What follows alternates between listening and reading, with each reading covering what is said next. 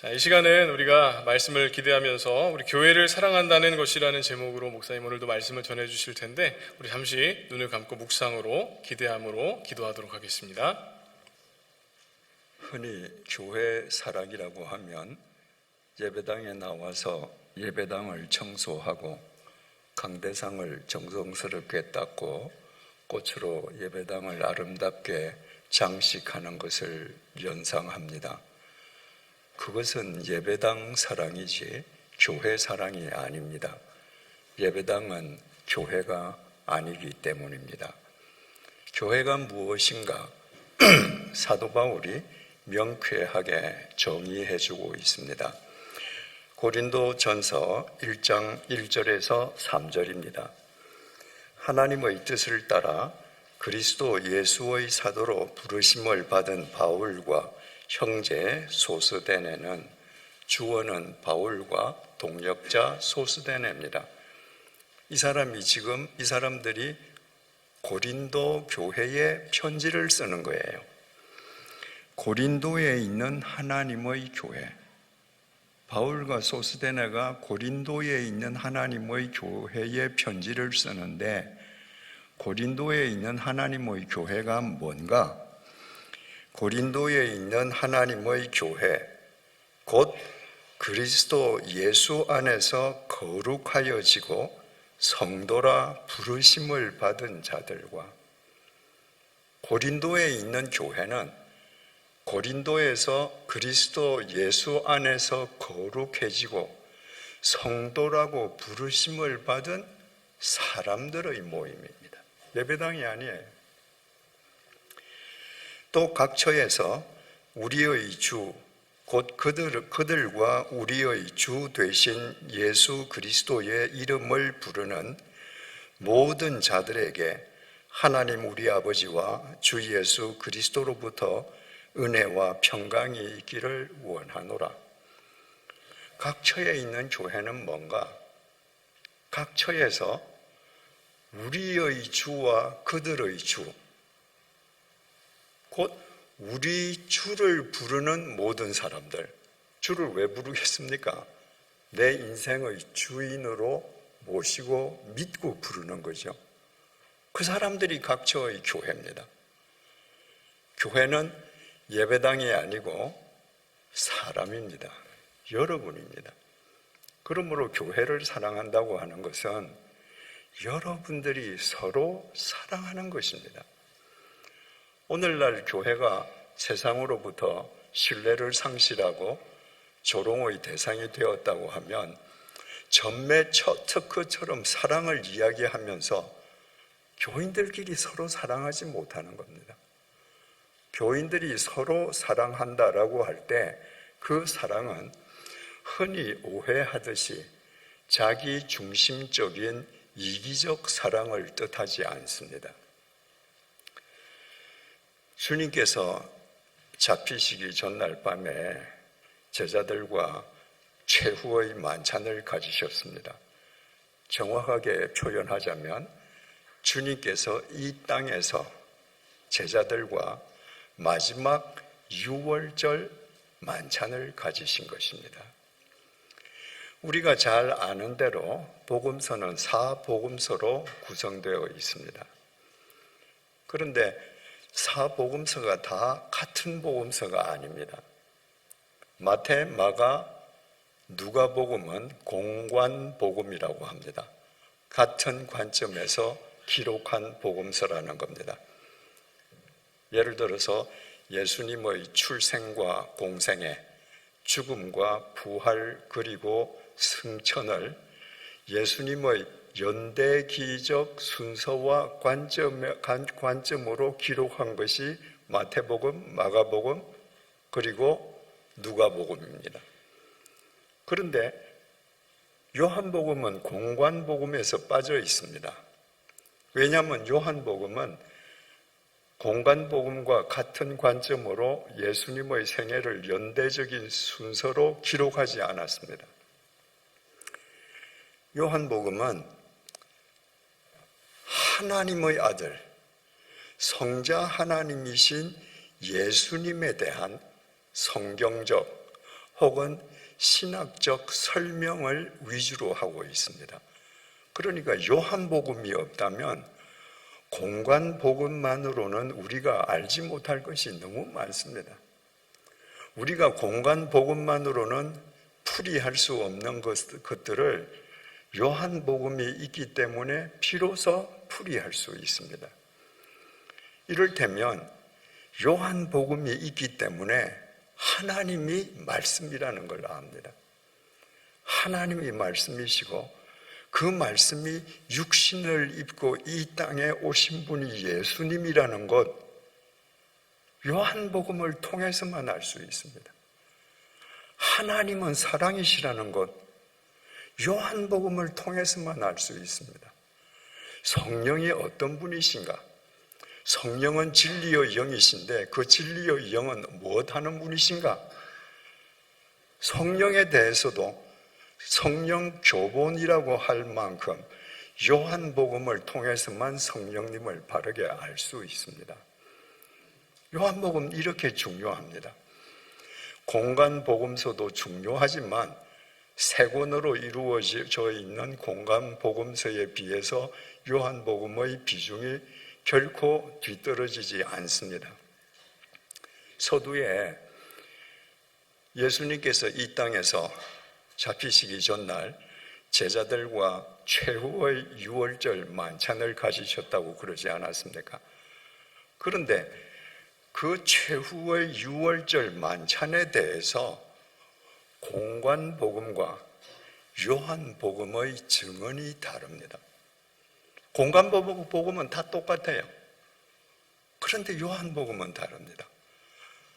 첫 번째 차이점은 공관복음은 바로 그 최후의 이 땅에서의 마지막 유월절 만찬 석상에서 예수님께서 성찬식을 거행하신 것으로 증언해주고 있습니다. 마태복음 26장 26절입니다. 그들이 먹을 때에 예수께서 떡을 가지사 축복하시고 떼어 제자들에게 주시며 이르시되 받아서 먹으라. 이것은 내 몸이니라 하시고, 이 떡은 번역이 잘못된 거죠. 떡은 간식인데 이 빵이에요. 유대인의 주식이죠. 그 만찬 석상에서 예수님께서 제자들에게 빵을 나누어 주십니다. 어떻게 해야 돼요? 빵을 찢어야 됩니다. 주님께서 빵을 드시고 빵을 찢었습니다. 너희들 이거 받아 먹어라. 이건 너희들을 위한 내 몸이야. 무슨 말씀입니까? 너희들을 위해서 이렇게 찢어질 내 몸이야. 마태복음 26장 27절에서 28절입니다. 또 잔을 가지사 감사 기도하시고 그들에게 주시며 이르시되 너희가 다 이것을 마시라. 이것은 죄 사함을 얻게 하려고 많은 사람을 위하여 흘리는 바 나의 피 곧 언약의 피니라. 그 중동 지방을 비롯해서 유럽에 이르기까지 물들이 다 석회수기 때문에 맹물을 마시지 못합니다. 그러니까 그곳 사람들은 주로 물 대신 포도주를 마셨습니다. 포도주는 색깔이 붉습니다. 밝았습니다. 피 색깔하고 똑같습니다. 너희들 이거 받아 마시라. 이것은 죄 사함을 얻게 하려고 흘리는 바 나의 피 곧 언약의 피다.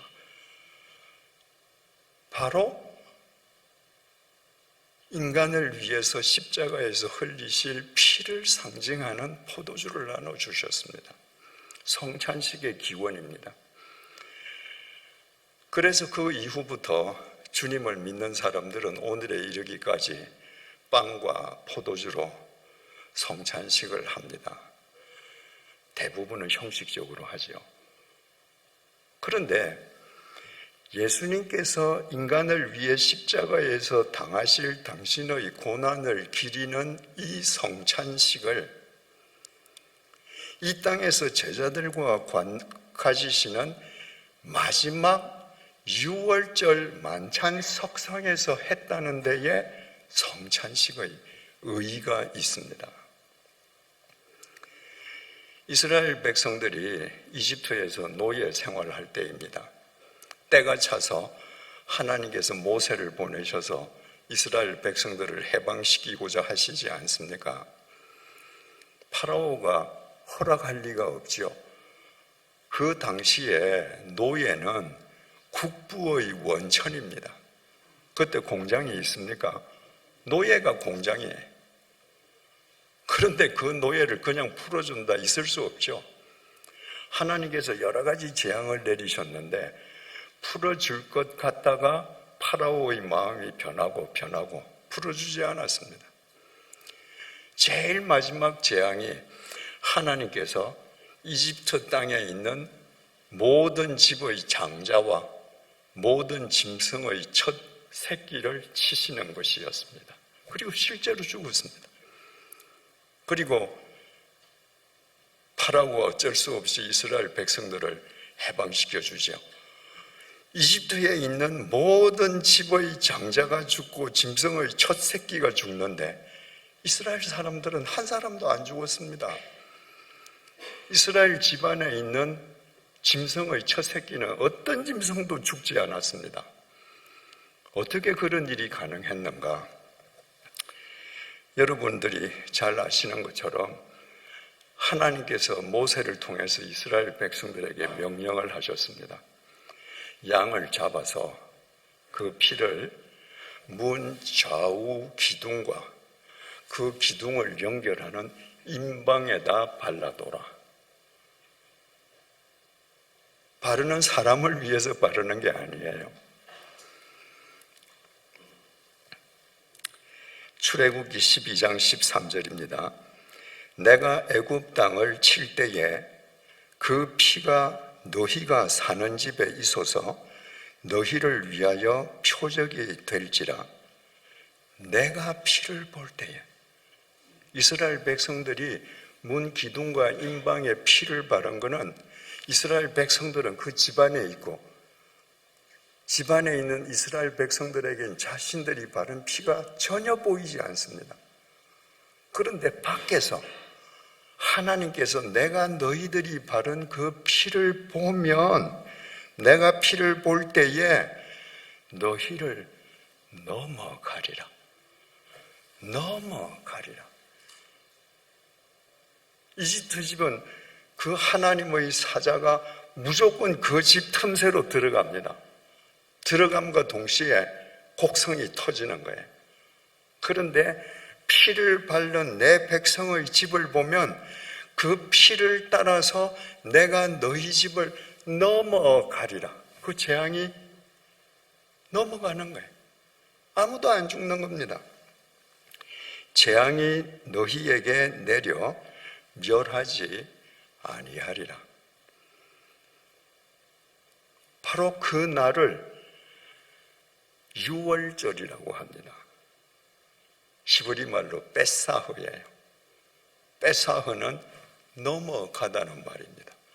넘어가다를 우리는 유월절이라고 하는데 한자로 넘을 유, 넘을 월자를 써서 유월절이라고 부릅니다. 영어로 pass over입니다. 예수님을 가리켜서 유월절의 어린 양이라고 그래요. 왜 예수님을 보고 그냥 어린 양이 아니라 유월절의 어린 양이라고 하는가? 예수님께서 십자가에 못 박히실 때가 유월절 절기였기 때문이 아닙니다. 이스라엘 백성들을 해방시킬 때에 유월절의 제물이었던 양과 십자가의 제물인 예수님의 역할이 정확하게 일치하기 때문입니다.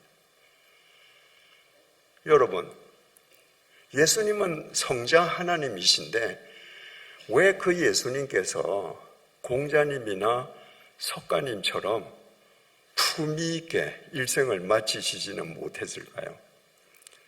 왜 머리 끝에서부터 발끝까지 찢어지고 피투성이가 되어 비참하게 돌아가셔야만 했습니까? 우리의 모든 죄에 대한 하나님의 심판을 패스 오버 시켜주시기 위함이었습니다. 예수님께서 가시관을 쓰시고 머리에서 선혈을 낭자하게 흘러내리게 하셨습니다. 왜?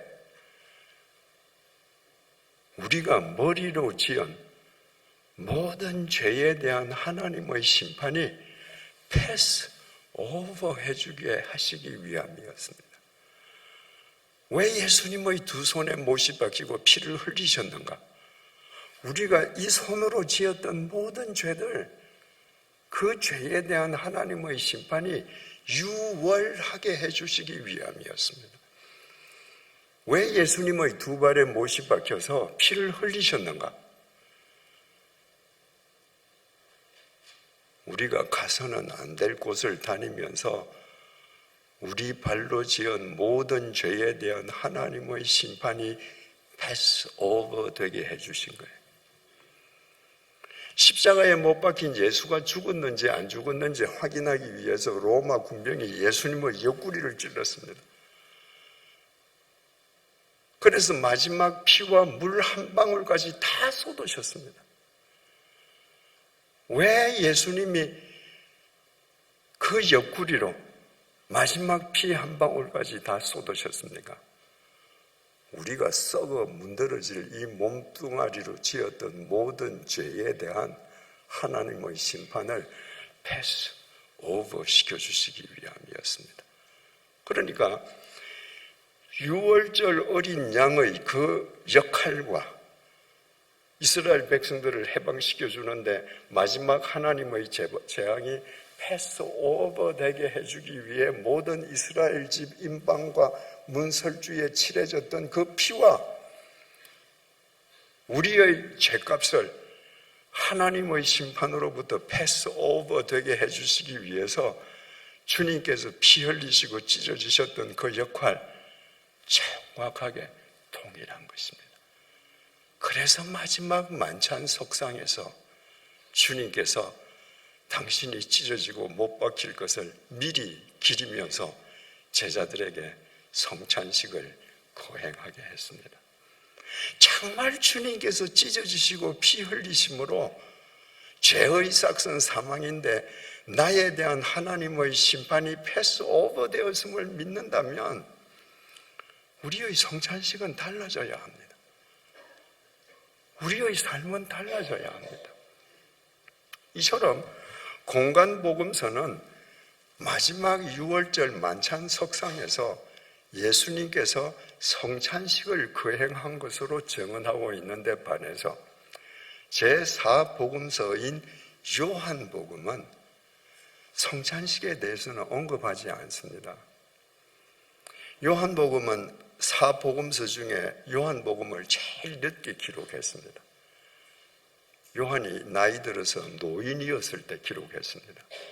그러니까 앞선 사람들이 성찬식에 대해서 다 기록했기 때문에 성찬식은 잘 알려져서 자기가 다시 재론할 필요가 없었겠죠. 그 대신에 요한은 그 마지막 유월절 만찬 석상에서 예수님께서 세족식을 거행한 것을 우리에게 밝혀주고 있습니다. 순서가 굉장히 중요하죠. 예수님께서 피 흘리심으로 나의 모든 죄가 하나님의 심판으로부터 유월되었음을 믿는다면 우리는 모두 제자들의 발을 씻겨주신 예수님을 본받아 살아야 된다는 것을 요한은 강조하고 있습니다. 요한복음 13장 12절에서 15절입니다. 그들의 발을 씻으신 후에 옷을 입으시고 다시 앉아 그들에게 이르시되, 이스라엘은 지중해성 온대 지역입니다. 그래서 사람들이 외출할 때에는 맨발에 샌들만 신고 갔습니다. 대도시 중심 지역을 제외하고는 모두 맨 땅이에요. 그러니까 만약에 멀리 외출하고 되돌아온다, 그러면 흙길을 밟고 샌들을 신고 터벅터벅 다녀오니까 발이 흙투성이가 됩니다. 그래서 주인이 샌들을 신고 외출을 하고 오면 집 종이 꼭 주인의 발을 씻겨 주었습니다. 주인뿐만 아니라 주인 가족의 발 전부 종이 씻겨 줬습니다. 그 집에 손님이 찾아와도 그 집 종이 발을 씻겨 줬습니다. 왜 종만 발을 씻겨 주나? 인간이 할 수 있는 일 중에 흙투성이인 나무의 발을 씻기는 일이 가장 굳은 일이기 때문에, 그런 관점에서 본다면 지금 누가 누구의 발을 씻겨줘야 돼요? 마지막 6월절 만찬입니다. 마지막이 중요해요. 그러면 제자들이 예수님의 발을 씻겨드려야 돼요. 그런데 예수님이 제자들의 발을 씻겨주셨습니다. 여러분, 이 장면을 여러분 머릿속에 한번 그려보십시오. 제자들은 의자에 앉아 있습니다. 예수님께서 그 발 앞에 몸을 조아리고 그들의 발을 씻겨줍니다. 그때 비누가 있겠습니까? 그 갈릴리 어부 출신들 발에 흙먼지만 묻었겠습니까? 때국이 줄줄 흐르지 않겠습니까? 주님께서 제자들의 발을 씻겨 주신다는 것을 알고 제자들도 얼마나 당황했던지, 베드로가 주님, 절대로 내 발 못 씻기십니다. 주님을 만류했습니다. 주님께서 뭐라고 그러셨습니까? 베드로야, 내가 네 발을 씻겨주지 않으면 너는 나하고 아무 상관이 없다. 그래서 지금 제자들이 앉아서 주님의 발 씻겨주심을 지금 당하고 있는 겁니다. 그 자리에는 가룟 유다도 아직 있거든요. 남자 장정, 그 더러운 발을 12명을 씻기시려면 얼마나 시간이 많이 필요했겠습니까? 그 발을 지금 다 씻겨주신 다음에 하시는 말씀이에요. 그들의 발을 씻으신 후에 옷을 입으시고 다시 앉아 그들에게 이르시되 내가 너희에게 행한 것을 너희가 아느냐? 내가 지금 뭐 했는지 너희들 알겠니? 너희들이 내 발을 씻어줘야 될 것을 내가 너희들 발 씻어준 거 너희들 알겠니? 왜 씻어줬는지 알겠니? 너희가 나를 선생이라 또는 주라 하니 너희 말이 옳도다. 내가 그러하다. 너희들이 나를 선생님이라 부르지. 너희들이 나를 주님이라 부르지. 그래, 맞아. 난 너희들에게 선생이고 주야. 내가 주와 또는 선생이 되어 너희 발을 씻었으니 너희도 서로 발을 씻어주는 것이 옳으니라. 선생이고 주인인 내가 제자와 종인 너희 발을 씻어줬으니 내 제자요 내 종인 너희들도 서로가 중요합니다. 서로 발을 씻어주는 것이 옳으니라. 한 사람이라도 난 안 씻어주겠어. 그러면 그건 틀린 거야. 서로 발을 씻어주는 것이 옳으니라. 내가 너희에게 행한 것 같이 너희도 행하게 하려 본을 보였노라. 내가 왜 종이 발을 씻는 이 세족을 내가 했는 줄 아니? 너희들도 이렇게 행하게 하려고 내가 너희들 발을 씻어준 거야.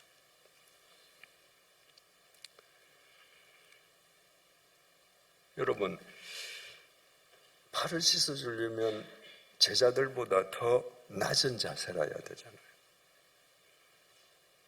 헬라 말로 겸손을 타페이노스라고 합니다. 근데 이 타페이노스라고 하는 것은 태도를 가리키지 않습니다. 우리는 흔히 저 사람 참 겸손해 할 때 그 사람의 태도를 보고 얘기하는 거예요. 예를 들어서 뭐 하라고 그러면 아유 전 이건 못합니다. 양보하고 이 자리에 앉아 그러면 전 말석에 앉겠습니다. 그게 아닙니다.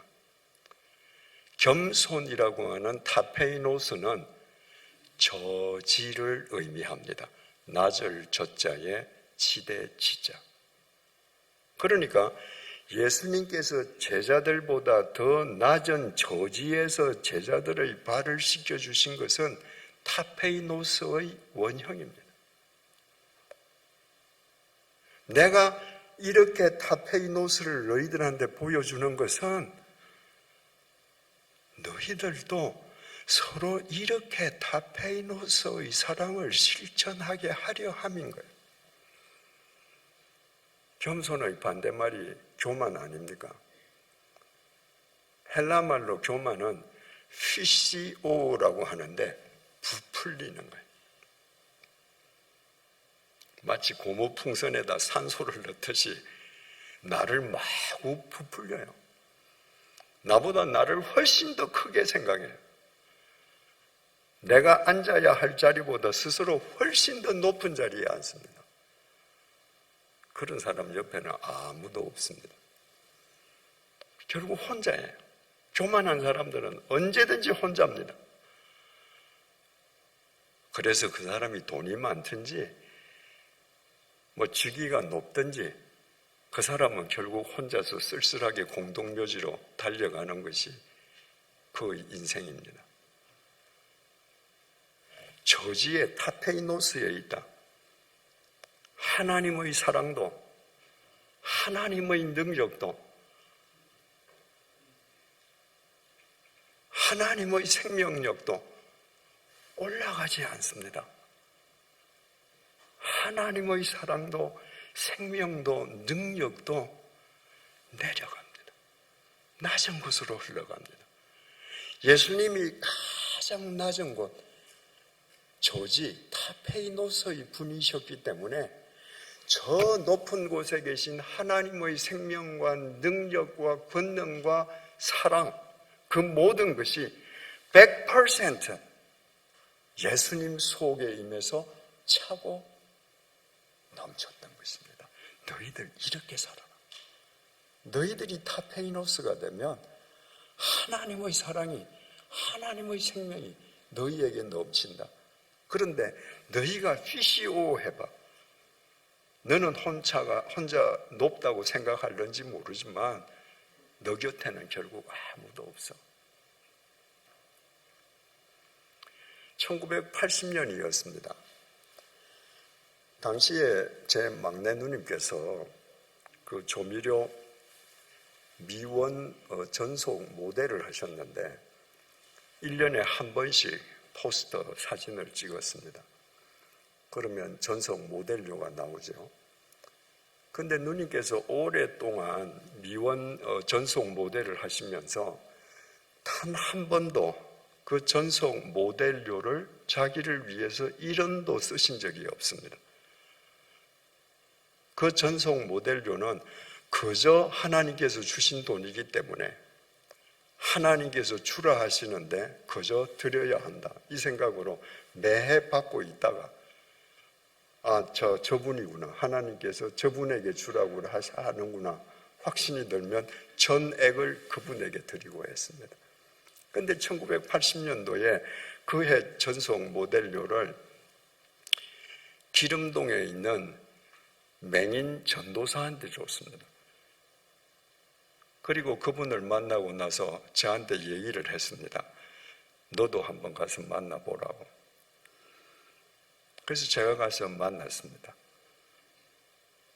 똑똑똑 두드렸더니 그 아주 허름한 건물 2층이었는데 그분이 앉아 계시는 방문을 똑똑똑 두드렸더니 들어오세요 그러는데 들어갔더니 캄캄해요. 그분은 안 캄캄하거든요. 그래서 앉아서 5시간 동안 그분의 이야기를 녹음했습니다. 제가 질문사항이 있으면 질문하고 또 그 질문에 대해서 그분이 상세하게 답을 해주고,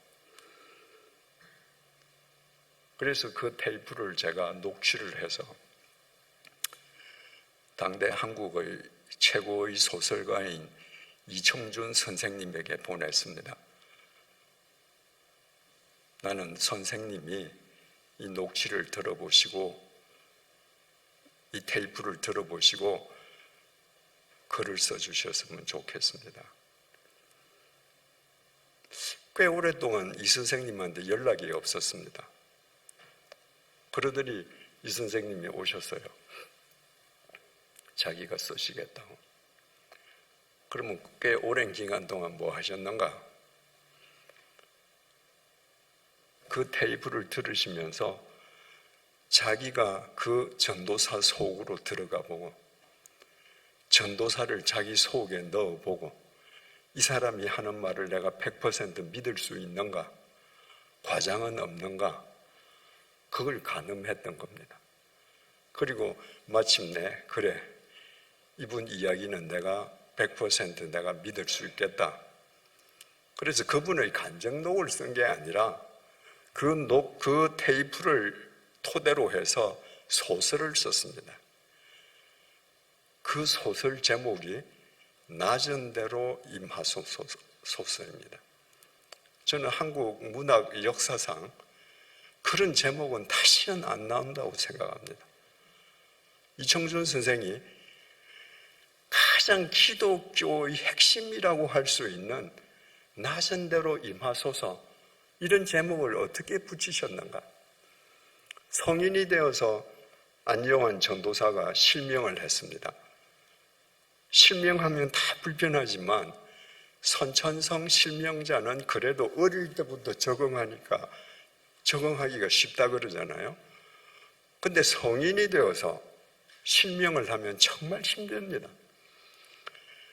그 어머니가 눈을 뜨게 하는 방법이 있다면 오만 방법을 다 썼습니다. 근데 결국 눈을 못 떴습니다.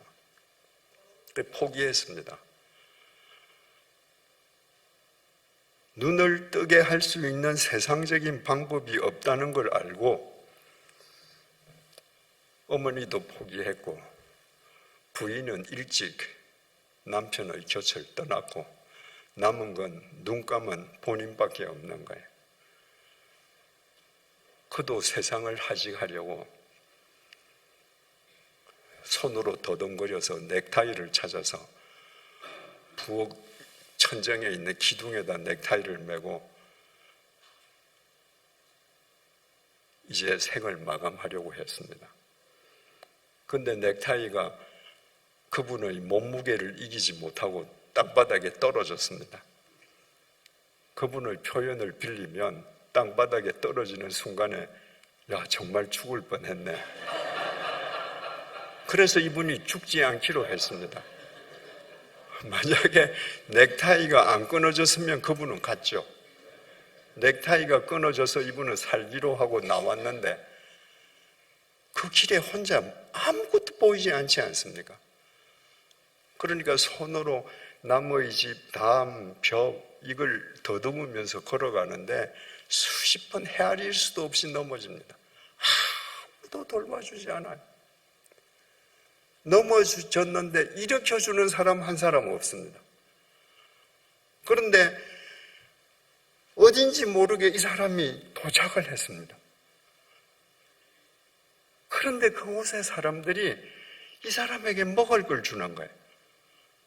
이 사람 손을 잡고 공중 화장소에 데려다 주는 겁니다.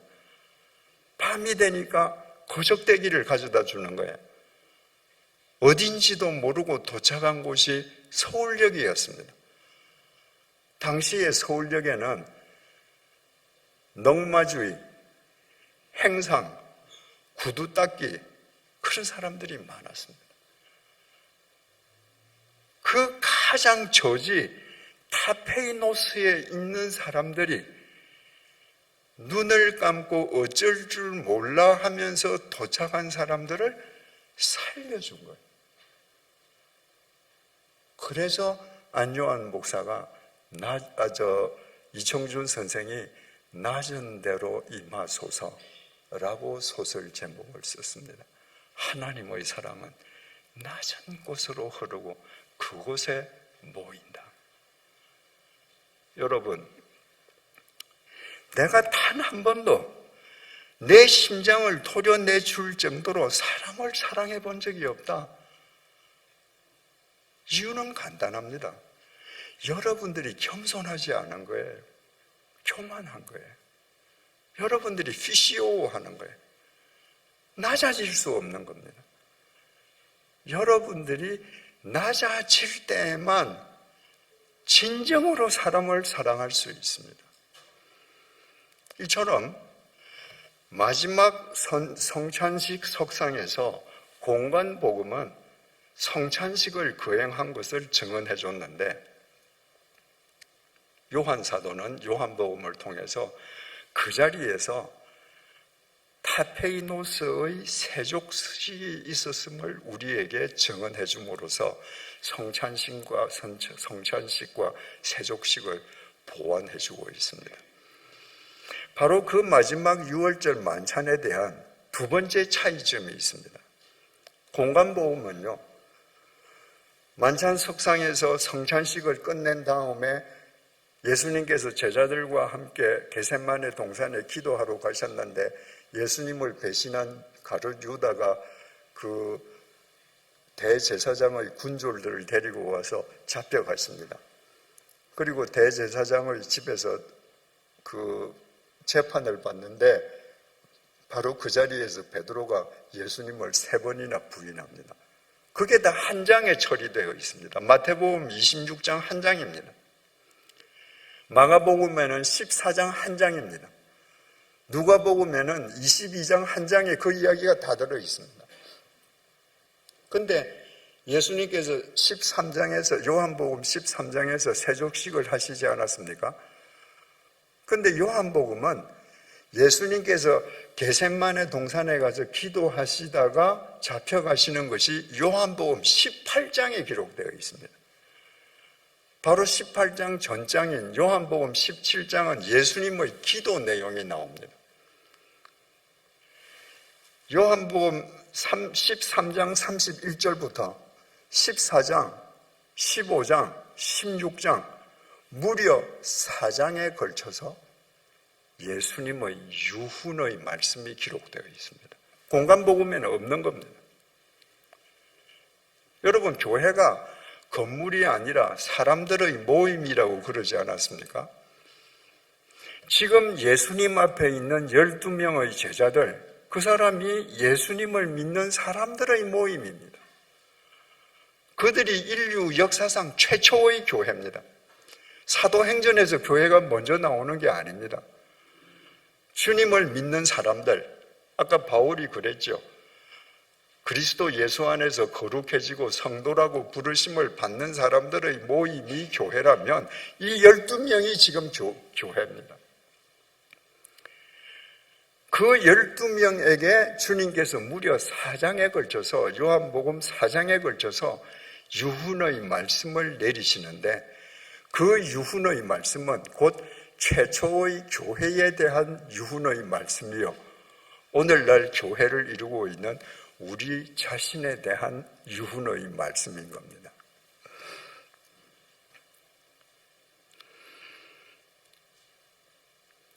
요한복음 13장 34절에서 35절 오늘 본문입니다. 새 계명을 너희에게 주노니 서로 사랑하라. 명령형입니다. 이게 새 계명이에요. 서로 사랑하지 않으면 여러분이 10계명을 100년을 지켜도 소용없습니다. 세 계명을 지켜야 해요. 세 계명을 지키면 남의 아내와 간음할 수 있습니까? 남의 것을 도둑질할 수 있습니까? 남의 생명을 살인할 수 있습니까? 서로 사랑하면 십계명은 저절로 완성됩니다. 세 계명을 너희에게 주노니 서로 사랑하라. 내가 너희를 사랑한 것 같이 너희도 서로 사랑하라. 지금 주님께서 이 말씀을 뭐 끝에 하시는 겁니까? 내가 너희를 사랑한 것 같이 너희도 서로 사랑하라. 주님께서 어떻게 사랑하셨어요?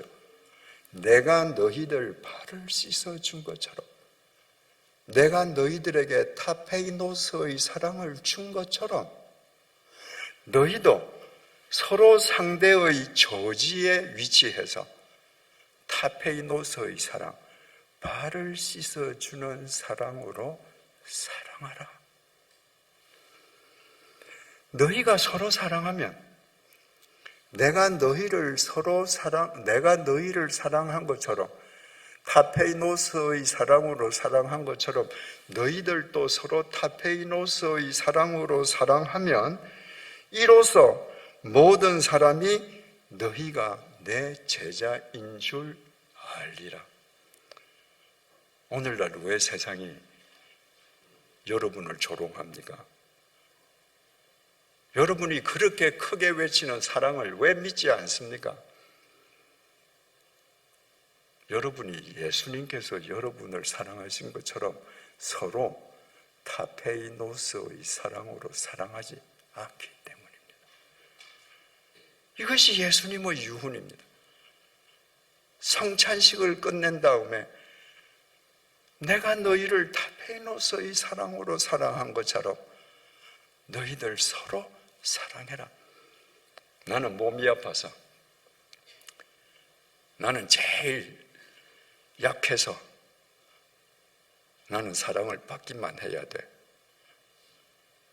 그건 세상 자선단체의 대상으로는 가능할는지 모르지만 그리스도인으로는 불가능합니다. 그리스도인은 내가 가장 작아서 사랑을 받는다 할지라도 나도 서로 사랑하는 사람이 되는 거예요. 내가 사랑의 종착역이 되겠다.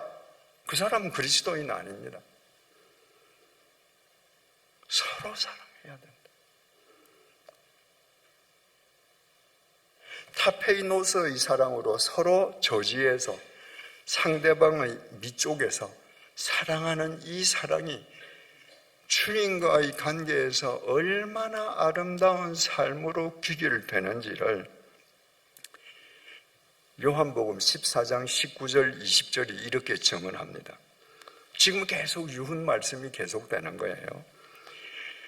조금 있으면 세상은 다시 나를 보지 못할 것이로되, 조금 있으면 세상은 나를 못 봐요. 왜? 십자가에 못 박혀서 죽임당하니까. 너희는 나를 보리니. 근데 너희는 나를 볼 거야. 왜?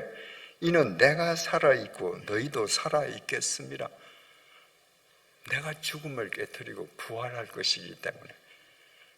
내가 1000년, 2000년 후에 부활하는 것이 아니라 사흘 있으면 부활할 거야. 그래서 내가 살아있고 너희도 그때 다 살아서 나를 볼 거야. 그 날에는 내가 아버지 안에, 주님께서 십자가의 제물로 돌아가셨다가 죽임을 당하시고 죽음을 깨뜨리시고 부활하시고 나면 그때는 내가 아버지 안에 있어요. 주님께서 아버지 안에. 어떤 아버지? 당신의 독생자를 인간을 구원하는 제물로 삼기 위해서 가장 낮은 저지에 보내셨던 그 아버지. 주님께서 골고다에 못 박히셨습니다. 골고다는 언덕이에요. 평지에 비하면 조금 높죠. 그러나 예수님께서는 모든 인간의 죄를 대신 지신 죄인으로 흉악한 강도와 함께 인간 세상에서는 존재적으로 가장 낮은 곳에서 죽으셨습니다.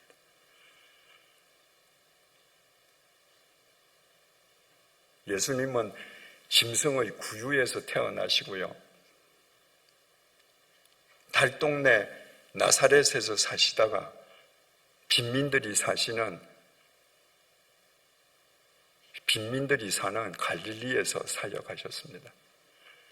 예수님은 이 세상에 계시는 동안에 단 한 번도 고지에 계신 적이 없습니다. 높은 자리에 오르신 적이 없습니다. 심지어 제자들을 위해서도 저지 타페이노스에 계셨습니다. 그 아버지 안에 있는 거예요.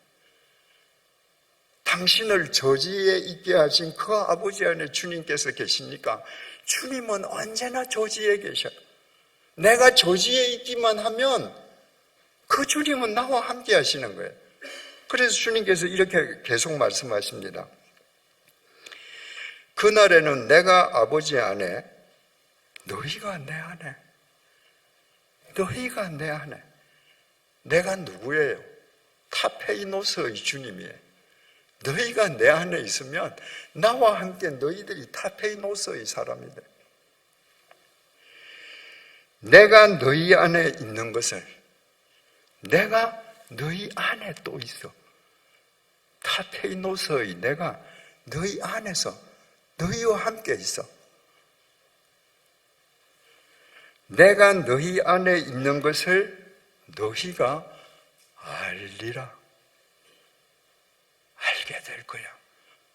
그러니까 너희들도 나처럼, 내가 너희들을 사랑한 것처럼 서로 타페이노스의 사랑을 실천할 거야.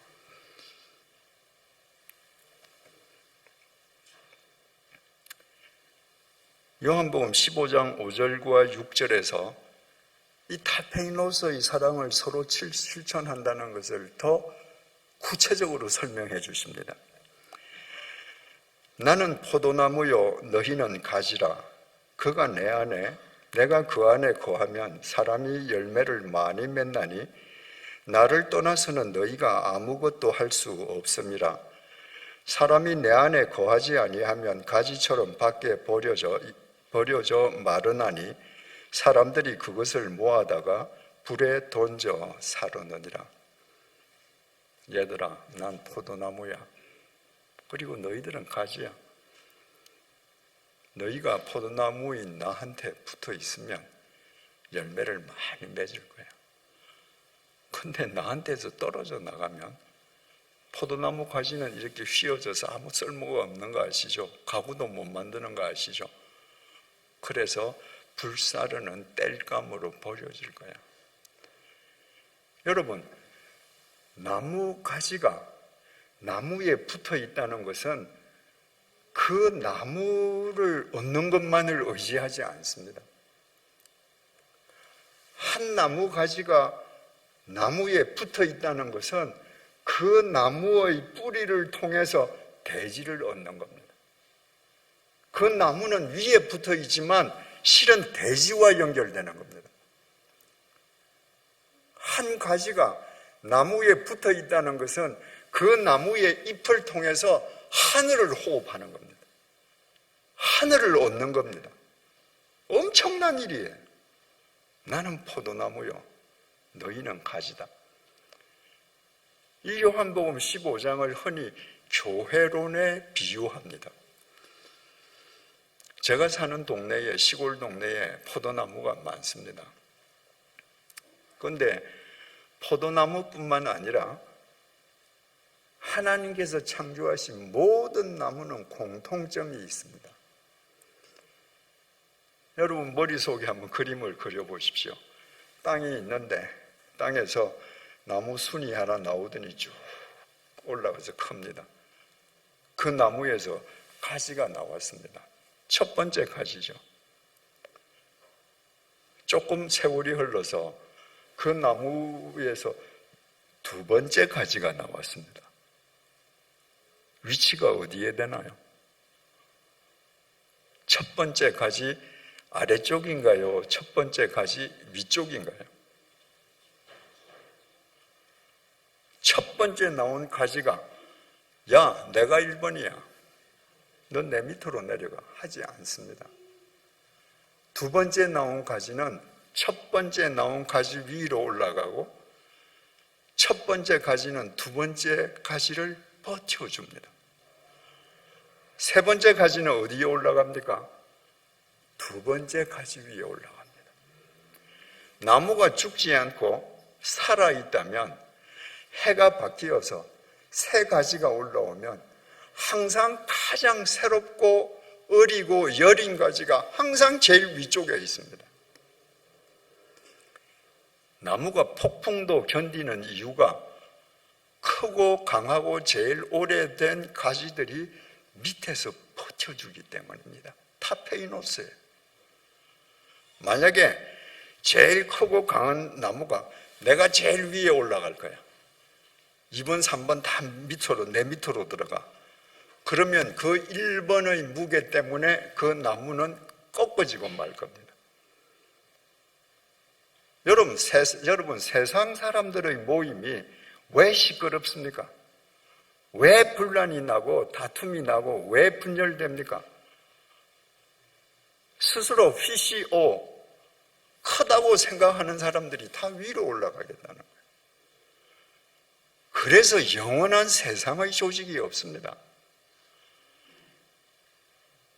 주님께서 내가 너희를 사랑한 것처럼 서로 사랑하거라. 내가 너희 발 아래에서 조지에서 너희 발 씻겨준 것처럼 너희도 서로 타페이노스의 사랑을 실천해라.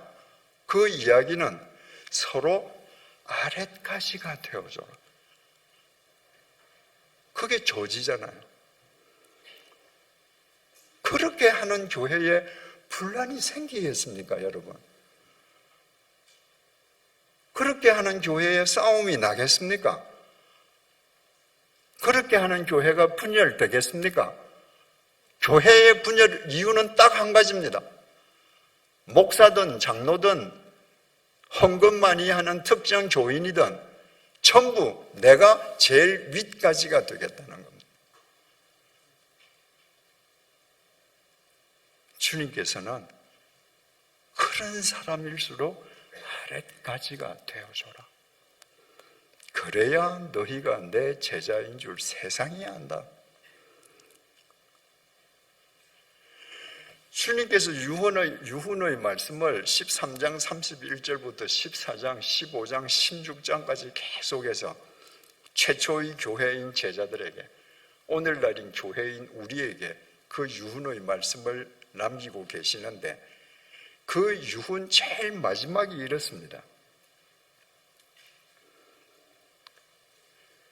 요한복음 16장 32절입니다.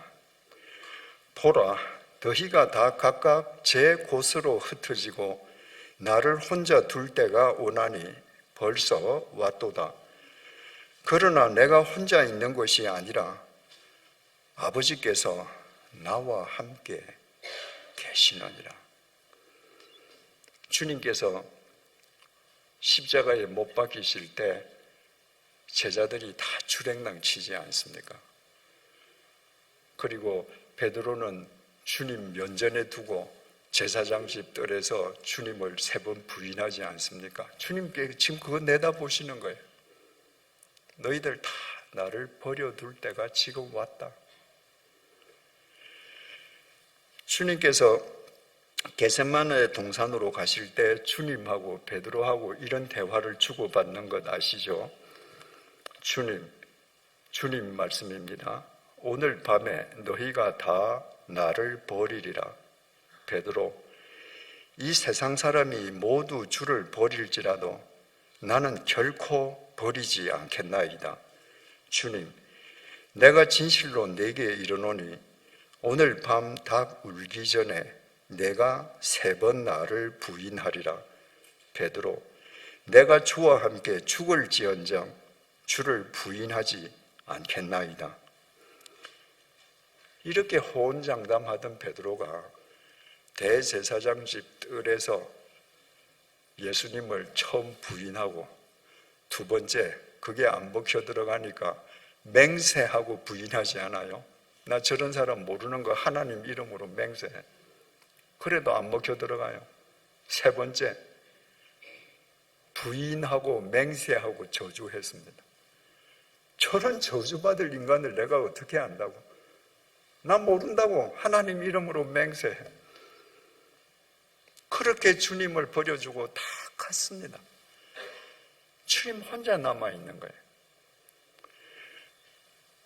그러나 내가 혼자 있는 것이 아니라 아버지께서 나와 함께 계시느니라. 주님은 모든 사람이 다 떠난 순간에도 혼자가 아니었습니다. 주님은 분명히 아셨습니다. 항상 아버지께서 나와 함께 하신다는 걸요. 모든 사람이 다 주님을 버리고 떠나갈 때에도 주님의 시선은 하나님께 고정되어 있었습니다. 어떤 하나님? 빌립보서 2장 5절에서 11절입니다. 너희 안에 이 마음을 품어라. 곧 그리스도 예수의 마음이니 그는 근본 하나님의 본체시나 하나님과 동등됨을 취할 것으로 여기지 아니하시고 오히려 자기를 비워 종의 형체를 가지사 사람들과 같이 되셨고 사람의 모양으로 나타나사 자기를 낮추시고 죽기까지 복종하셨으니 곧 십자가에 죽으심이라. 자기를 낮추시고 죽기까지 복종하셨으니 십자가에 죽으심이라. 한마디로 표현하면 타페이노스의 삶을 사셨다, 이 말입니다. 이러므로 하나님이 그를 지극히 높여 모든 이름 위에 뛰어난 이름을 주사 하늘에 있는 자들과 땅에 있는 자들과 땅 아래에 있는 자들로 모든 무릎을 예수의 이름에 꿇게 하시고 모든 입으로 예수 그리스도를 주라 시인하며 하나님 아버지께 영광을 돌리게 하셨느니라. 모든 사람이 다 떠나가도 내가 타페이노스 저지를 포기하지 않을 때 그 낮은 곳에 하나님께서 나와 함께 하시는 거예요. 그리고 내가 죽었을 때, 내가 가장 절망적일 때 그분이 나를 높이시는 거예요. 모든 사람으로 하여금 내 앞에 무릎을 꿇게 하시는 거예요. 그래서 너희가 다 나를 버려두고 갈 때가 이미 왔다. 그러나 나는 언제나 혼자가 아니야. 왜? 아버지께서 나와 함께 하시기 때문이야. 왜 주님께서 유언의 말씀 마지막을 제자들에게 이렇게 하시는가? 요한복음 16장 33절입니다. 이것을 너희에게 이르는 것은 너희로 내 안에서 평안을 누리게 함이라. 얘들아, 내가 왜 이 말 하는지 아니? 너희들이 타페이노스의 사랑으로 사랑하다가 어떤 일을 당해도 평안을 잃지 않게 해주기 위함이야. 세상에서는 너희가 환난을 당하나 담대하라. 세상에서는 환난을 당하나 너희들 담대하라. 헬라어 동사 다르세오는 즐거워하라. 즐거워하라. 용기를 가져라. 이 환난은 여러 가지 의미가 있지만 주님께서 이 유언의 말씀을 남기시는 핵심이 타페이노스의 사랑, 서로 사랑하라는 것이기 때문에 그 관점으로 보자면 어떤 얘기가 되겠습니까? 여러분, 내가 저 길 가는 나그네, 행인, 알지 못하는 행인에게는 배신감을 느끼지 않습니다. 배신당하지 않습니다. 배신이라는 것은요, 믿음이나 의리를 저버리는 행위입니다. 그러니까 내가 배신을 당했다, 배신감을 느낀다는 것은 반드시 아는 사람에게 느끼는 거예요. 내가 저 사람 믿었는데, 내가 저 사람 믿고 이렇게 했는데, 내가 저 사람한테 이렇게 의리를 지켜줬는데 네가 그 의리를 헌신짝처럼 버려. 내가 너한테 이렇게 해줬는데 네가 나한테 이렇게 대해? 그럴 때 배신감 당하는 겁니다. 주님께서 3년 동안 숙식을 같이 했던 제자들이 마지막 가장 결정적인 순간에 주님을 버리시고 도망갈 때 주님의 배신감이 얼마나 컸겠습니까? 그러나 당신과 함께 계시는 하나님을 보시면서 그 배신감 극복하셨습니다. 그래서 너희들 도망갔으니까 명단에서 살생부 너희들 이름 지워내고 내가 십자가에 달릴 거야. 너희들은 구원 못 받아. 그게 아니고 주님을 배신하고 도망갔던 제자들을 위해서 주님께서 십자가의 제물이 되어주시지 않았습니까? 지금 주님의 이 말씀은 타페이노스 사랑의 관점에서 보자면 내가 타페이노스의 사랑을 실행하는데 나의 부족함 때문에 또한 상대의 어떤 문제점 때문에 내가 배신감을 느낄 수 있습니다. 그때 그 배신감에 굴복하지 말라는 거예요. 왜?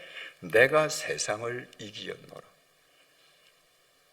주님께서 타페이노스의 삶을 사시고 타페이노스의 십자가를 지셨지만 결국 하나님 안에서 부활하신 것처럼 내가 이기었으므로 너도 나처럼 살면 내가 네 곁에 함께 있고 반드시 너도 이기게 해준다는 겁니다. 여러분, 우리는 다 죄성을 가진 인간이에요. 내가 배신당한 것만 중요합니다. 나의 언행이 누구에겐가 배신감을 줄 수 있다는 건 생각하지 않습니다. 내가 누군가 때문에 배신감을 느낄 수 있듯이 누군가는 나 때문에 배신감을 느끼면서 밤에 잠을 못 잘 수 있습니다.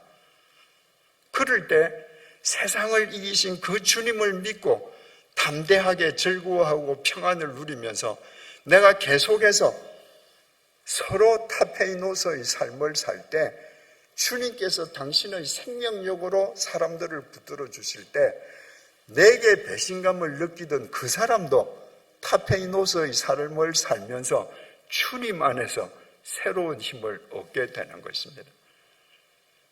교회를 사랑한다는 건 이처럼 서로 타페이노스의 사랑, 아랫가지의 사랑으로 서로 존중하면서 사랑하는 겁니다. 여러분, 이런 교회가 멋지지 않습니까? 이런 교회가 진짜 교회 아닙니까? 이런 교회가 세상을 바꾸지 않겠습니까? 이런 교회가 이 세상을 새롭게 하지 않겠습니까? 이런 교회가 미래를 새롭게 경작하지 않겠습니까? 워싱턴 한인교회와 워싱턴 사김의 교회가 바로 서로 사랑하는 이런 교회가 되기를 주님의 이름으로 축원합니다. 기도하시겠습니다.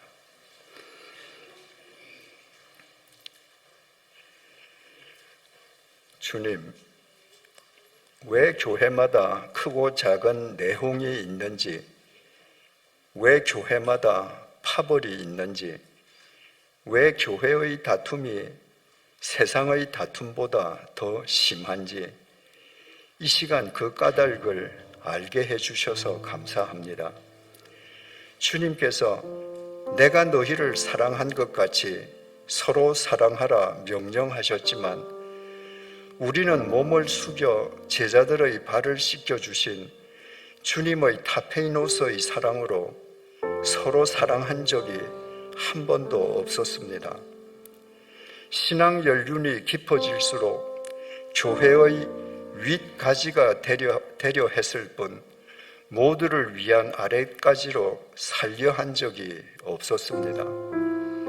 우리의 이 무지함을 용서해 주시기를 간구합니다.